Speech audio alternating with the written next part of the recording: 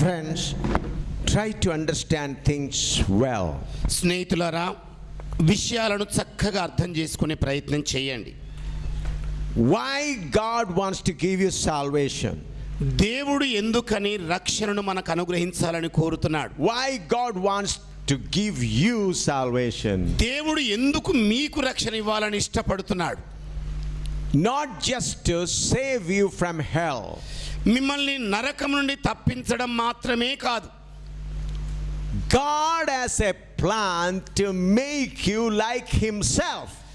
దేవుడు తన వలె నిన్ను మార్చడానికి ఒక ప్రణాళిక కలిగి ఉన్నాడు. The main purpose of giving you salvation is not to save you from hell.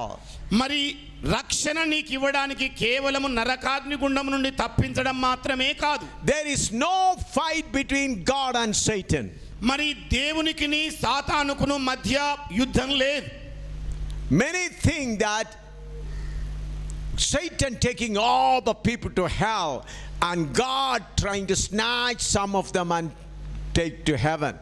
మరి అనేక మంది ఏమని ఆలోచిస్తుంటారంటే, సాతానుడు అనేక మందిని నరకాగ్ని గుండంలోనికి తీసుకొని వెళుతుంటే దేవుడేమో కొందరిని సాతాను చేతుల నుండి రక్షించాలనుకుంటుంటారు. God want to snatch somebody and take them to heaven. మరి కొంతమందిని దేవుడు సాతాను చేతుల నుండి తీసుకొని పరలోకమునకు తీసుకొని వెళ్తాడని భావిస్తారు. Satan was created by God. మరి సాతానుడు దేవుని చేత సృజింపబడిన వాడు. Satan obeys what God says. దేవుడు ఏం చెబితే సాతానుడు దానికి లోబడతాడు. Why God wants to give you salvation? మరి ఎందుకు దేవుడు మీకు రక్షణ ఇవ్వాలని కోరుతున్నాడు? To make you like God. మిమ్మల్ని దేవుని వలె మార్చడం కొరకే. To make you like God. దేవుని పోలికలోనికి మిమ్మల్ని మార్చడానికే.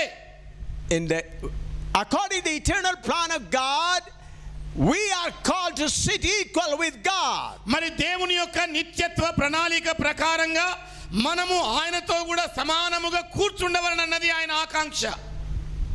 Just like God is seated on a throne.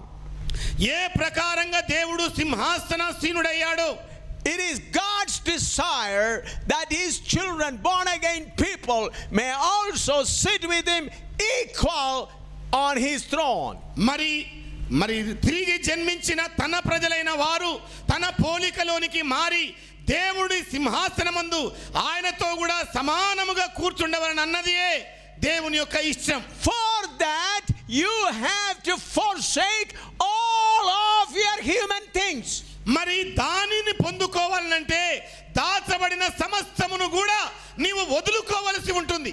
All your human things have to be forsaken, then only you can have divine things. మరి మానవ స్వభావముతో కూడిన సమస్తమును నీవు త్యజించిన పిదప మాత్రమే దేవుని పోలికలోనికి మార్చడానికి వీలవుతుంది.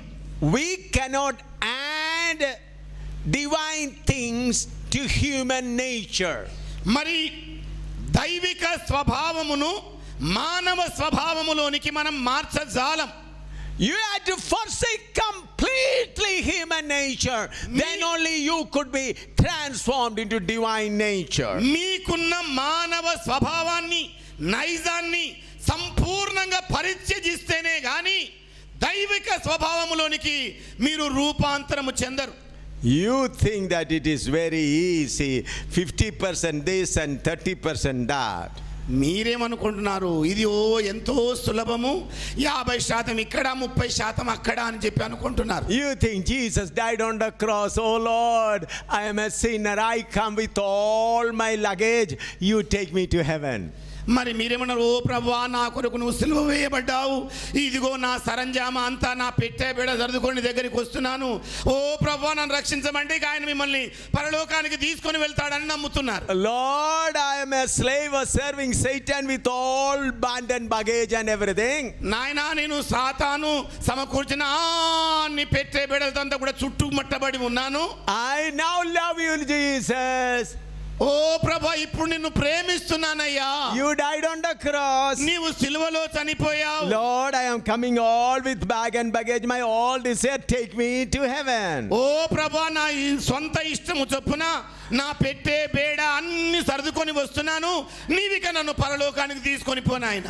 Then the God says, straight gate. దేవుడు అప్పుడు అంటాడు, ఇదిగో ఇరుకు మార్గం ఉంది చూడు.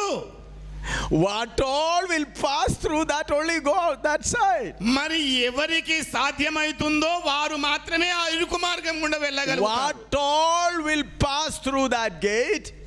మరి ఏదైతే ఆ మార్గము గుండా నడవగలుగుతుందో, What all will pass through that small gate. ఆ చిన్న ఇరుకు ద్వారం గుండా ఏది దాటగలుగుతుందో వాళ్ళే వెళతారు. That only will go. అలాంటి వాళ్ళు మాత్రమే వెళతారండి. What are we